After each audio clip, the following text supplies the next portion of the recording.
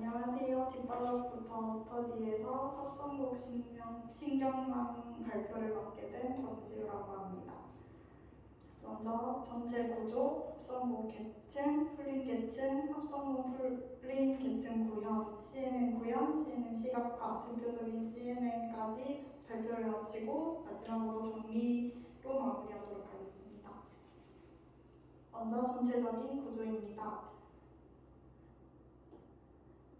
저희가 지난 시간에 공부했던 어바인 계층 같은 경우에는 이런 식으로 어바인 계층과 ReLU를 반복적으로 하면서 블록처럼 계층들을 합쳐가지고 하나의 모델을 구성할 수 있었는데요. CNN도 마찬가지로 이런 식으로 중간중간에 컨볼루션 블록들을 넣으면서 CNN 네트워크를 구성할 수 있습니다.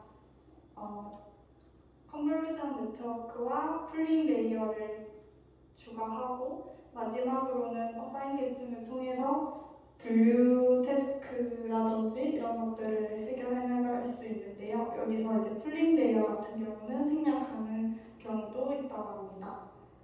그래서 지난 시간에 저희가 공부했던 어바인 계층과의 차이점을 확인해 보자면 어바인 계층 같은 경우는 어바인과 ReLU로 구성된 네트워크를 CNN에서는 컨볼루션과 ReLU, 생략 가능한 풀링 레이어까지 해서 구성되고 있습니다. 자세한 내용은 뒤쪽에서 살펴보도록 하겠습니다. 먼저 합성곡 계층에 대해서 알아보도록 하겠습니다. 우선 저희가 이제 앞에서 말씀드렸던 어바인 계층이라고 표현했던 완전 연결 계층 같은 경우는 문제점이 하나 있는데 이제 데이터 형상을 무시한다는 문제점이 하나 있습니다. 그래서 이미지 데이터를 학습시킬 경우에는 특히 3차원으로 구성된 데이터를 1차원으로 평탄화해야 하는 단점이 있습니다.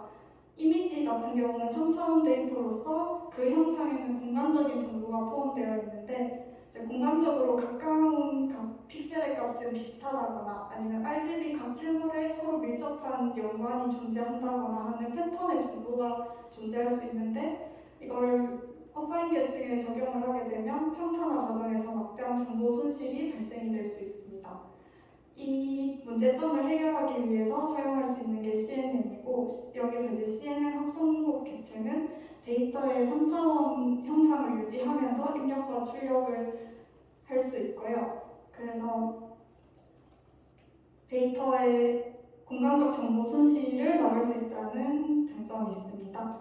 합성곡 계층에서 입출력 데이터를 저희는 특징 맵이라는 단어로 표현을 하면서 뒤쪽에서 살펴보도록 하겠습니다. 합성곡 연산 같은 경우는 필터 연산이라고도 할 수 있는데요. 이런 식으로 커널이라고도 부르는 필터의 윈도우를 일정 간격으로 이동해가면서 입력 데이터에 적용하는 연산 방법입니다. 아래쪽 그림과 같이 대응되는 원소끼리 필터와 함께 곱하고 이것을 총합을 계산해서 피처맵을 출력할 수 있는 방법입니다. 이거를 단일 곱셈 유산이라고 얘기를 할 수 있고요. 여기서 보이는 이 필터 안에 이 값들은, 이 매개 변수들은 저희가 어바인 계층에서 사용했던 가중치를 의미합니다. 저희가 어바인 계층에서 가중치뿐만 아니라 평양이라는 개념이 존재했었는데 CNN도 마찬가지로 이렇게 필터를 통해서 가중치 계산을 하고 그 다음에 원바이원의 평양을 합성을 함으로써 최종 출력 데이터를 확인할 수 있도록 구성되어 있습니다. 다음은 합성곡 계층에서 사용되는 패딩이라는 매개 변수인데요. 합성곡 연산을 수행하기 전에 입력 데이터 주변을 특정 값으로 채우는 것을 패딩이라고 얘기를 합니다. 아래 그림에서는 예를 들어서 예시로서 0을 주변에 채우도록 되어 있고요. 주로 출력 크기를 조정할 목적으로 사용됩니다. 이게 합성곡 연산을 계속 반복해서 수행하다 보면 계속해서 피처맵의 크기가 작아지게 되는데 언젠가 피처맵의 크기가 원바이원이 되면 더 이상 합성곡 연산이 불가능하게 됩니다. 이런 것들을 방지하기 위해서 패딩을 활용하고 있습니다.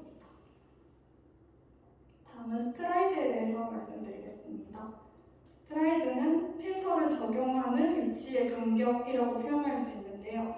아래쪽 그림을 보시면 스트라이드를 1로 했을 때 컨볼루션 연산은 이런 식으로 한 칸씩 이동하면서 연산이 아웃풋이 출력이 됩니다. 예를 들어서 스트라이드를 2라고 했을 때는 이런 식으로 2개씩 지나가면서 아웃풋을 출력할 수 있습니다.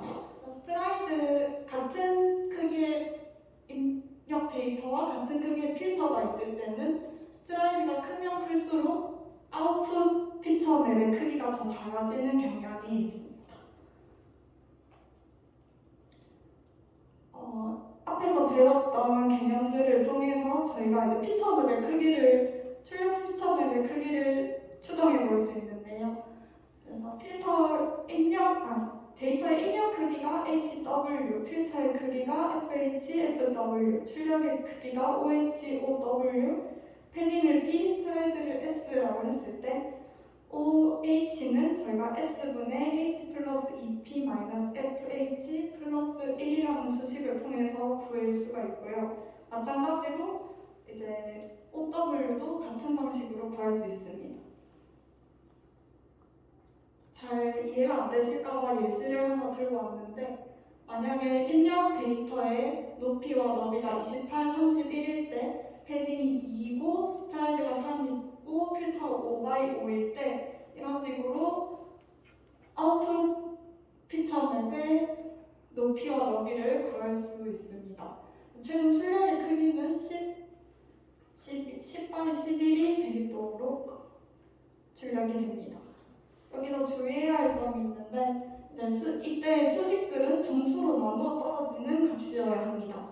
안 그러면 오류가 발생하게 되고요. 그래서 파이썬의 프레임워크 중에서는 이런 것들을 강제로 정수화시키는 그런 프레임워크도 존재하고 있습니다. 다음은 3차원 데이터의 합성목 연산에 대해서 말씀드리겠습니다. 이런 식으로 저희가 이제 주로 다루는 데이터 자체는 이미지 데이터고, 채널을 여러 가지 가지고 있는 RGB 데이터 같은 경우에는 이런 식으로 각각의 입력 데이터가 발생을 할 텐데, 각각의 필터를 적용해서 앞에서 얘기했던 합성목 연산을 수행하게 되면 이 모든 값을 다 합산을 함으로써 최종의 하나의 피처 맵을 출력할 수 있습니다. 여기서 알 수 있는 점은 데이터가 여러 채널을 가지고 있다고 하더라도 최종에 출력되는 피처맵 같은 경우는 하나의 차원으로 이루어져 있다, 이걸 확인할 수 있습니다. 단 여기서 중요한 점은 입력 데이터의 채널 수와 필터의 채널 수가 같아야 합니다. 입력 데이터가 3채널이라면 필터의 채널도 3채널로 이루어져 있어야 한다. 그래야 합성목 연산이 가능하다라는 말이고요. 앞에서 말씀드렸듯이 출력 데이터는 항상 한 장의 특징 맵입니다. 그래서 이제 다수의 채널을 내보내고 싶으면 다수의 필터를 사용해야 하는 주의할 점이 있는데요. 이런 식으로 입력 데이터가 채널, 높이, 너비로 이루어져 있을 때 여러 장의 필터를 사용을 하게 되면 마찬가지로 필터의 개수만큼의 아웃풋 피처 맵이 출력되게 됩니다. 저희가 앞 시간에도 배웠듯이 배치를 처리해서 네트워크를 학습시키는 경우가 많은데요. 배치를 처리할 때는 저희가 입력 데이터가 원래 앞에서는 채널, 높이, 너비로 이루어져 있었는데 데이터의 차원을 하나 늘려서 4차원 데이터로 저장을 하게 됩니다. 그래서 맨 앞부분에 하나의 배치에 들어가 있는 데이터 수를 적을 수 있고요. 배치 사이즈라고 하죠. 그 다음에 이거를 이제 필터의 개수에 맞춰서 n개의 데이터를 필터에 적용하게 되면 편향을 더할 수 있고, 편향을 더해서 최종 똑같이 n개의 출력 데이터를 저희가 얻을 수 있습니다. 그래서 저희가 신경망에 4차원 데이터 하나가 흐를 때마다 앞에 설정한 n개의 데이터에 대한 합성목 연산이 수행이 됩니다. 다음은 풀링 계층에 대해서 알아보도록 하겠습니다. 풀링 계층은 세로 가로 방향의 공간을 줄이는 연산인데요. 이미지 인식 이미지 분야에서는 저희가 일반적으로 최대 풀링을 사용하기도 하는데 최대 풀링 말고도 에버리지 풀링 같은 다른 풀링 방식도 존재합니다. 풀링 같은 경우는 이런 식으로 그 풀링 사이즈만큼 안에서 맥스 풀링의 경우에는 가장 큰 값만 유효하게 만들고 하나씩 넘어가면서 이런 식으로 가장 큰 것만 출력할 수 있도록 합니다. 여기서 주로 저도 이번에 발표 준비를 하면서 알게 된 사실인데 풀링의 윈도우 크기와 스트라이드는 같은 값으로 설정하는 게 일반적이라고 하더라고요. 이런 게 같은 원소가 반복적으로 풀링되지 않기 위해서 하나의 원소는 한 번씩만 연산에 처리되기 위해서 같은 크기로 설정을 한다라고 얘기를 하더라고요. 다음 풀링 계층의 특징입니다. 풀링 계층 같은 경우는 합성국 계층과 달리 학습해야 될 외계 변수가 따로 없습니다. 학습이라는 개념보다는 이제 맥스 풀링 같은 경우는 최대값, 에버리지 풀링 같은 경우는 평균을 취하는 명확한 계산 처리를 하는 것이 풀링 계층의 특징이고, 그 다음에 합성문 명상과 달리 채널 수가 변하지 않습니다. 합성문 명상 같은 경우는 항상 3채널의 데이터를 입력을 하더라도 한 채널로 출력이 되는데, 풀링 계층은 채널마다 독립적으로 다 계산을 하기 때문에 입력 채널 그대로 출력된다는 특징이 있습니다. 그리고 풀링 계층의 큰 특징 중에 하나가 입력에 대한 변화에 영향을 적게 받습니다. 이걸 다른 말로 강건하다, 로버스트하다라고 얘기할 수 있는데요. 입력 데이터의 차이를 풀링이 흡수해서 사라지게 한다라고 얘기하는데, 이제 글로 봤을 때 이해가 안 될 것 같아서 그림을 하나 준비해봤습니다. 이 그림에서 보시면 여기서 이 데이터의 오른쪽에 있는 데이터는 앞에 데이터에서 하나씩 칸이 밀려있는 데이터인데, 그럼에도 불구하고 맥스 풀링을 적용했을 때는 출력되는 값이 똑같습니다. 그래서 이제 약간의 데이터의 변화가 생기더라도 그 영향을 크게 받지 않는다, 그래서 강건하다 이렇게 표현을 할 수 있고, 그래서 이제 이런 것들 때문에 풀링을 사용한다라고 얘기할 수 있습니다. 다음으로 합성국과 풀링 계층을 구현하는 과정을 보여드리겠습니다. CNN에서 계층 사이를 흐르는 데이터는 4차원이라고 얘기할 수 있는데요. 아까 3차원이라고 그랬는데 왜 4차원인가 하면, 이제 저희가 일반적으로 배치 처리를 하기 때문에 데이터 개수, 배치 사이즈를 의미하는 데이터 개수랑 채널, 높이, 너비 이렇게 해서 4차원의 데이터가 CNN에서는 흐른다고 볼 수 있습니다. 이미지 투 컬럼이라는 함수를 통해서 저희가 합성국을 구현을 할 수 있는데요. 넘파이에서는 포문을 활용해가지고 원소에 접근하는 게 크게 좋지 않다, 크게 추천하지 않는다 이런 식으로 되어 있어서 이제 이미지 투 컬럼 함수를 사용하는 것 같습니다. 이 함수 같은 경우는 입력 데이터를 필터링하기 좋도록 전개하는 함수입니다. 이제 3차원 데이터인 이미지, 사실은 4차원이죠. 그런 이미지를 이미지 투 컬럼 함수를 적용하면 2차원 행렬로 바꿀 수 있습니다. 이런 식으로 이제 저희가 앞으로도 그림이 계속 나올 건데 3차원 데이터 이런 식으로 블록 처리가 되어 있습니다. 이런 데이터를 이미지 투 컬럼 함수를 적용하면 이런 식으로 2차원 행렬로 바뀌어서 사용할 수 있다라고 얘기합니다. 근데 왜 저희가 이미지 투 컬럼을 사용해야 하는가 하면, 저희가 이런 식으로 입력 데이터가 있을 때 필터를 적용을 하면 필터 사이즈와 스트라이드 사이즈가 같지 않는 이상은 이제 계속해서 필터가 같은 원소에 겹쳐가면서 적용이 될 겁니다. 그렇게 되면은 실제의 원소 값보다 훨씬 더 많은 원소의 값이 발생을 하게 되고, 이것을 통해서 이제 메모리가 소비되는 양이 굉장히 늘어난다, 이런 것들이 있는데, 컴퓨터 같은 경우는 행렬곡 계산에 대해서 굉장히 최적화되어 있습니다. 그래서 입력 데이터를 저희가 저런 식으로 전개하고 나서 각 필터를 1열씩 전개해가지고 행렬곡 계산을 하면 더 효율적인 계산을 할 수 있다, 이렇게 얘기해서 저희는 이제 포문을 사용해서 원소 접근하는 것보다 이미지 투 컬럼을 사용하는 게 더 낫다, 이렇게 얘기할 수 있고요. 이런 식으로 입력 데이터를 이미지 투 컬럼 함수에 넣어서 2차원 데이터로 변경한 후에 필터를 트랜스포즈 이렇게 바꿔가지고 행렬의 내적을 곱하면 출력 데이터를 얻을 수 있다라고 얘기할 수 있습니다. 이 부분은 이제 책에 나와 있던 이미지 투 컬럼 함수를 사용해서 합성도 계층을 구현한 부분이고요. 이런 식으로 쉽게 간단한 코드로 구현할 수 있다라고 확인할 수 있습니다.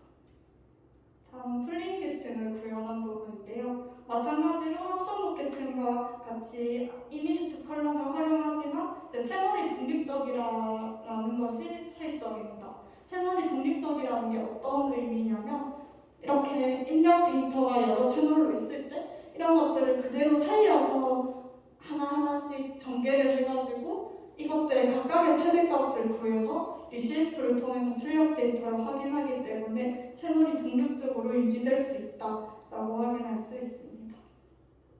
이런 식으로 또 마찬가지로 간단하게 구현을 할 수 있습니다. 다음은 CNN 구현 파트입니다. CNN도 굉장히 코드가 긴데 이제 하나하나 살펴보면은 크게 어려운 부분이 있는 건 아닙니다. 그냥 파라미터 설정이 벌써 이만큼 있는 거고요. 이제 여기서 순정파, 역전파 과정을 통해 가지고 학습을 시킬 수 있습니다. 여기서 구현하는 CNN 같은 경우는 컨볼루션, 렐루, 풀링, 어파인, 렐루, 어파인, 소프트맥스의 구조를 가지고 있습니다. CNN 앞에서 말씀드렸듯이 CNN 같은 경우도 출력층에서는 어파인 계층을 통해서 제가 원하는 태스크를 최종적으로 얻어낼 수 있다 이렇게 확인할 수 있고요. 다음은 CNN을 시각화하는 부분입니다. 일단 CNN 층에 있어서 첫 번째 층의 가중치를 시각화한 부분인데 학습 전에 필터는 저희가 앞쪽 코드에 제가 자세히 설명을 안 드렸지만 무작위로 초기화되고 있습니다. 무작위로 초기화되다 보니까 이 흑백의 정도의 규칙이 없다라고 표현을 할 수 있는데 이제 학습을 거친 필터 같은 경우는 특정한 규칙을 띄는 걸 볼 수 있습니다. 규칙성이 있는 필터는 엣지, 색상이 바뀐 경계선을 의미하는 엣지와 국소적으로 덩어리진 영역을 의미하는 블록 등의 반등을 해서 원시적인 정보를 추출할 수 있습니다. 여기 보시면 학습 전의 필터 같은 경우는 굉장히 무작위로 흰색과 검은색이 이제 배치되어 있는 걸 확인할 수 있는데 학습 후의 필터 같은 경우는 뭔가 검은색과 흰색이 어느 정도 이제 덩어리져 있고 특정 방향을 뭔가 보여주는 그런 걸 확인할 수 있습니다. 그래서 이제 입력 이미지가 있을 때 필터 1번과 2번을 각각 적용을 해보면 이 필터 1번 같은 경우는 신기하게도 이렇게 세로 엣지에 흰색 부분이 더 많이 나오면서 더 반응을 한다라고 확인할 수 있고 필터 2번은 필터 1번과 반대로 이제 가로 엣지에 더 흰색 부분이 많이 보이면서 반응하고 있다라고 확인할 수 있습니다. 층 깊이에 따라서 추출되는 정보가 어떻게 변화되는지 확인해 보도록 하겠습니다. 일반적으로 계층이 깊어질수록 더 복잡하고 상호된 정보를 추출할 수 있다 이렇게 되어 있는데요. 처음에 CNN의 초반에서는 엣지와 블록 같은 것들을 단순하게 추출을 할 수 있다고 하면 조금 더 지났을 때는 텍스처까지 확인할 수 있고 조금 더 지났을 때는 오브젝트의 그 부분은 복잡한 부분을 다 확인해 볼 수 있다. 그리고 마지막으로는 어파인 계층을 통해서 오브젝트 클래스까지 확인해 볼 수 있다. 이렇게 CNN의 출력 부분을 확인할 수 있습니다. 마지막으로 대표적인 CNN을 확인해 보도록 하겠습니다.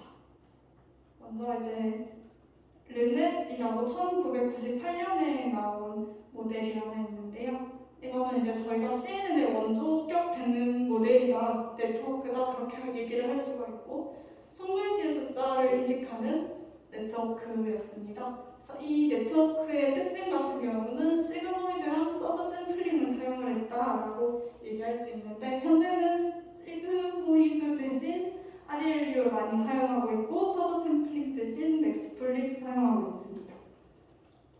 그래서 아래쪽은 르넷의 구조라고 볼 수 있습니다. 다음은 이제 비교적 좀 최근에 나왔던 2012년에 나온 알렉스넷이라는 네트워크입니다. 기본적인 구성은 앞에서 말씀드렸던 르넷과 비슷하게 되어 있지만 이제 조금 차이점은 존재합니다. 일단 기본적으로 합성국 계층과 풀림 계층을 반복하고 완전 연결 계층을 통과해서 최종 결과를 출력하는 구조를 가지고 있습니다. 이제 앞에서는 시그모이드를 사용했지만 르넷과 달리 알렉스넷은 RELU 사용하고 있고 중간에 로컬 리스폰스 노멀라이제이션이라고 해서 LRN이라는 레이어도 함께 사용하고 있습니다. 그리고 과적합 방지를 위한 드롭아웃도 사용하는 모습을 볼 수 있습니다. 마지막으로 정리하고 발표 마치도록 하겠습니다. CNN은 지금까지의 완전 연결 계층 네트워크에 합성국 계층과 풀림 계층을 새로 추가한 네트워크입니다. 합성국 계층과 풀림 계층은 이미지 투 컬러, 즉 이미지를 행렬로 전개하는 함수를 이용하면 간단하고 효율적으로 바이성으로 구현할 수 있습니다.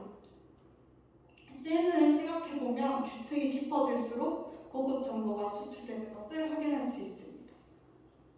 대표적인 CNN은 르넷과 알렉스넷이 있습니다.